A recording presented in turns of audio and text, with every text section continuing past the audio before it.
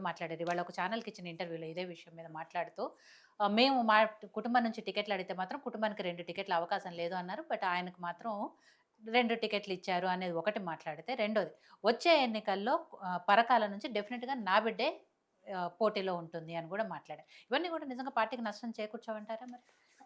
ఎందుకు ఇతగారు 100కి 100 వాళ్ళు డ్యామేజ్ అనేది ఉంటుంది. హ్మ్. కాకపోతే ఇప్పుడు ఇక్కడ ఏదైతే ఉందో వీళ్ళు పార్టీ పరంగా డ్యామేజ్ అనేది కాదు. ఇక్కడ ఏదైతే ఉందో అడ్మినిస్ట్రేషన్ మీద కాంగ్రెస్ పరంగా గెలిచింది కాదు. ఇక్కడ రేవంత్ రెడ్డి ఏకదాటిన ఒంటి కాలుతోని ఒంటి చేతితోని ఆయనకి ఏదైతే ఉందో బ్యాక్ బోన్లతోని రూలింగ్లో రావడం జరిగింది. వాళ్ళకు వచ్చిన ఓట్లన్నీ జస్ట్ 2%. వాళ్ళకి 37 వచ్చినాయి, వీళ్ళకి 39 వచ్చినాయి. ఎడ్జ్ మీద వచ్చిందంటే ఇక్కడ ఎన్నో సామాజిక ఒక సమీకరణల మధ్యన ఈక్వేషన్స్ మధ్యన అవతలని మీద వ్యతిరేకత ఇవతలకి ఏదైతే అడ్వాంటేజ్ రావడం జరిగింది. వచ్చిన దానికి వీళ్ళు ఏదైతే ఉందో వీళ్ళు ఎంతసేపు పని చేయడము చేసింది చెప్పుకోవడం దాంతో ముందుకు పోవాలి. అంతేగాని గడికొక్కలు ఏదో ఒకటి ఇప్పుడు బీజేపీలో రాజాసింగ్ గడికొప్పులు వేస్తాడు. ఇప్పుడు వీడికి రెండోసారో మూడోసారో ఆమె కాంట్రవర్సీ. రెండోసారి మూడోసారి అది ఒకటి. ఇక బీజేపీలో మన బీఆర్ఎస్లో మొన్న కవిత పెద్ద దుమారం లేచే దాని మీద డిబేట్ పెడుతుంది. ఇది ఏదైతే ఉందో ఇక్కడ వీళ్ళు మొదలు కావాల్సింది ప్రజలకు పరిపాలన ఏదైతే ఉందో ఒక సమర్థవంతమైన పరిపాలన సమిష్టిగా ఉండాలి. ఇక్కడ ఏదైతే ఉందో ఇప్పుడు వీళ్ళు వచ్చినాక వాళ్ళ పీరియడ్లో బీఆర్ఎస్ పీరియడ్లో మొత్తం గంజాయి ఎక్కువైపోయింది. ఎందుకైంది? వీఆర్ వాళ్ళు లేరు, వీఆర్ఏలు లేరు. గ్రామంలో ప్రభుత్వ ప్రతినిధి లేకుండా ఇది చేయడానికి ఎప్పుడైతే 2014 బీఆర్ఎస్ వచ్చిన తర్వాత విపరీతమైన డ్రగ్స్ నార్కోటిక్స్ ఏ రకంగా వచ్చినాయి, కేసులు ఎంత ఉన్నాయి ఎంత అన్న దాని మీద బేరే చేసి ఇప్పుడు నార్కోటిక్ పోలీస్ స్టేషన్ పెట్టే పరిస్థితికి వచ్చింది. ఎందుకు, ఎక్కడ మూలాలు ఎక్కడ ఉన్నాయి, ఎక్కడ కంట్రోల్ చేయాలన్నది వీళ్ళు ఆలోచించాలి. వీళ్ళు మొన్న ఏదైతే ఉందో పెట్టారు కదా, వీళ్ళు కాంగ్రెస్ కూడా ఇప్పుడు మొన్న రెవెన్యూ పరంగా విఆర్ఏలను పెడతామన్నారు, విఆర్ఓలను పెడతామన్నారు, సర్వేయర్లను పెడతామన్నారు, ధరని ఏదైతే తీసి భూభారతి పటిష్టంగా చేస్తామన్నారు. భూభారతిలో ఏదైతే ఉందో వాళ్ళు ధరణికి భూభారతికి ఏంటంటే కొత్త సీసాల పాత సారా. మీకు ఇప్పటికి కూడా మీరు మీ భూమి కొట్టురే ఆంధ్ర సైడ్లో మొత్తము ఏ మండలం పోయినా ఏ గ్రామం పోయినా గ్రామ పాని మొత్తం కనిపిస్తుంది. ఇక్కడ ధరణిలా దరిద్రం ఏదైతే అంతకుముందు మా భూమి అన్న దాని మీద మొత్తం తెలంగాణ కూడా సేమ్ సిస్టమ్ ఉండే.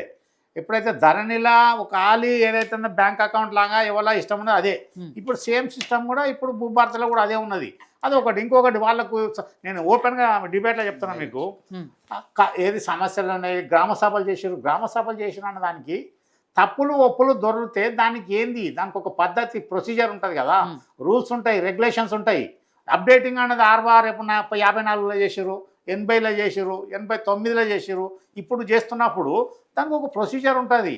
దానికి రూల్స్ ఏదైతే ఉందో రూల్స్ ఫ్రేమ్ చేసి చట్టంలో ఏదైతే ఉందో అందులో ఫామ్స్ ఉండి ప్రతి దానికి ఒక రికార్డు ఉండాలి. ఎవరు పడితే వాళ్ళు ఇష్టం ఉన్నట్టు ఉండదు కదా. రికార్డు పరంగా ఆర్డర్స్ లేకుండా ఏదో ఇష్టారాజ్యంగా చేసే పరిస్థితులు ఉన్నది. దాని మీద ఏదైతే ఉందో వీళ్ళు ఆ రెవెన్యూ మంత్రికి అవగాహన ఉందా లేదా, అనుభవం ఉందా లేదా అన్నది కాదు కదా. అందులో కమిటీలు ఎవరినో పెట్టుకున్నారు, అందులో ఒక ఆయన ఇద్దరేమో ఉండ్రి, వాళ్ళిద్దరు కూడా వాళ్ళు ఏదైతే ఉందో లాస్ట్కు సాలించుకున్నారు. ఇక్కడ వీళ్ళు వచ్చిన తర్వాత చాలా అంటే మండుతుంది వాళ్ళకు. ఇవాళ మూసి కబ్జా జరగడము 2014 నుంచి ఇప్పటిదాకా ఎన్ని కరెంట్ కనెక్షన్లు ఇచ్చారు, మూసిలా ఎన్ని ఎంకరేజ్మెంట్లు అయినాయి, ఎన్ని వాటర్ కనెక్షన్లు ఇచ్చారు, ఇవన్నిటిని వీళ్ళు కంట్రోల్ చేసుకురావాలి కదా. హైడ్రా పెట్టిన దాంట్లో కూడా ఏదైతే ఉందో ఎక్కడెక్కడ ఎంకరేజ్మెంట్ ఉన్నాయి సర్వే చేసి దాని ప్రకారం మళ్ళీ ప్లానింగ్ అనేది ఉండాలి కదా. ఇక్కడ ఏదో ఖాళీ మనం ఆంధ్రులకు ఆరంభ శూరత్వం ఎక్కువ అంటారు, తెలుగు వాళ్ళకు స్టార్టింగ్ కాగానే అయిపోయాయి అన్నట్టు. అది గతంలో తిరుపతిలో మంగళి కదా 4 కత్తెరలు వేసి పక్క కూర్చోబెట్టుకున్నట్టు వీళ్ళు కూడా ఒక ఇష్యూ రాగానే చేసి కాదు, దాన్ని లాస్ట్ టైల్ ఎండ్ ఆఖరి దాకా తీసుకుపోవాల్సిన పరిస్థితి ఉన్నది. అది పక్కకు పెట్టేసి అది ఏంటంటే పాపం రేవంత్ రెడ్డి ఎంత వీళ్ళు మంత్రులు కోఆపరేట్ చేయాలి. ఉన్నాయి శాఖలు ఎక్కువ ఉన్నాయి, మంత్రులు తక్కువ ఉన్నారు. ఉన్న దాంట్లో కూడా ఇంకా 18 మందిలో ఇంకా 3 నింపలే. ఇక్కడ వీళ్ళు కోఆర్డినేషన్ కోఆపరేట్ చేయకపోయాగా మంత్రుల కుటుంబ సభ్యులు ఇట్లాంటివి మళ్ళీ ఇంకా రప్చర్ చేసేసి పార్టీని బజార్కి ఇచ్చే పరిస్థితులు ఉన్నారు. ఇటు దాని మీద వాళ్ళు గ్రహించుకోవాలి. అధికారం ఉన్నాము, మనం ప్రజలకు ఇప్పుడు సేవ చేస్తామన్న భావన రాలే. ప్రతి ఒక్కరు కూడా పెట్టుబడి పెట్టి మళ్ళీ ఏదో సంపాదించుకుందాం ఈజీ మనీకి అలవాటు పడిపోయారు. వేరే వ్యాపకాలు లేవు. ఇక్కడ ఏదైతే ఉందో ఇక్కడ ఇప్పటికి కూడా వీళ్ళు ఎడ్యుకేషన్ మీద పెట్టాలి. ప్రైవేటు లారు చిన్న చిన్న వాళ్ళు గరీబ్ వాళ్ళు కూడా విపరీతంగా కట్టే పరిస్థితికి వచ్చింది ఫీజులు. వాళ్ళు ఫీజు కంట్రోల్ పెట్టుర్రి అంటే అదొకటి. తర్వాత హౌసింగ్ దాని మీద ఒక పటిష్టమైన ప్లానింగ్ ఉండాలి, అది లేదు. తర్వాత ఏది మన సేవాకులు రైట్ టు సర్వీసెస్ చట్టం పెట్టాలి. మిగతా స్టేట్లలో ఉన్నాయి కదా రైట్ టు సర్వీసెస్ పెట్టి తప్పులు ఆర్డర్ ఇస్తే రకరకాలు పెట్టవచ్చు. అడ్మినిస్ట్రేషన్ పెట్టమని చెప్పు. సెంట్రల్ కూడా పెట్టాలి, సెంట్రల్ గవర్నమెంట్ కూడా. వీళ్ళు బీజేపీలో చెప్పుడు ఏదాన్ని కాదు.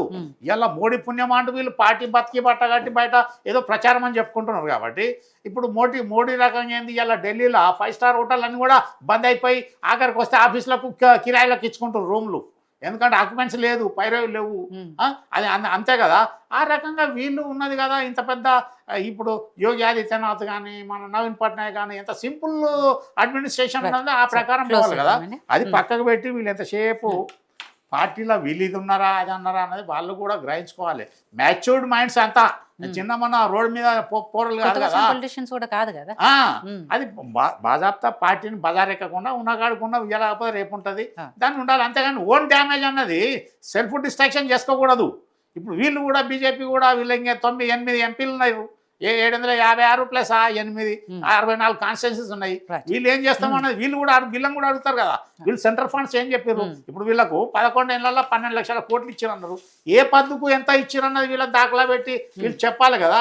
ప్రజాక్షేత్రంలో చెప్పుకోవాలి కదా. వీళ్ళు చెప్పే పరిస్థితిలో లేరు. అంతే ఎక్కడో అక్కడ పవర్ రాగానే ఏమైతే అంటే 3-4 ఏళ్ళు కాలం కడతారు. మళ్ళీ ఎలక్షన్ ఇయర్ రాగానే అప్పుడు పబ్లిక్లో మళ్ళీ దూకుతారు. వాళ్ళు ఎటు కొట్టాలని అటు కొడతారు. ఇక్కడ ఏంటంటే ప్రజలు పాపం అందరూ కష్టం చేసుకొని బతారు. ఇప్పుడు ఫస్ట్ నేనేమంటున్నా, రైతులకు ప్రొటెక్షన్ ఇవ్వాలి సెంట్రల్ కానీ స్టేట్ కానీ. ఇవాళ మొన్న అదే వరంగల్లో ఒక టన్ను మామిడికాయలు తీసుకొస్తే బద్మాషులు దొంగలు కమిషన్ ఏజెంట్లు 1000 రూపాయలకు అడిగిరట. అంటే రూపాయి కిలో.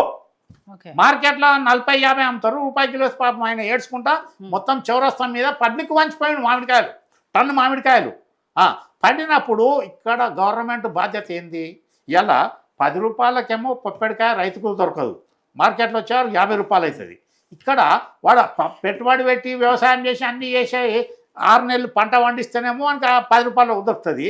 ఒక వారం రోజులు అమ్మటానికి 50 రూపాయలు. అంటే మధ్యాహ్న దళారులు 4 రెట్లు 400 టైమ్స్ ఇట్లా డ్యామేజ్ జరుగుతుంది. దీన్ని ఎట్లా అరికట్టాలనుకుంటున్నారు?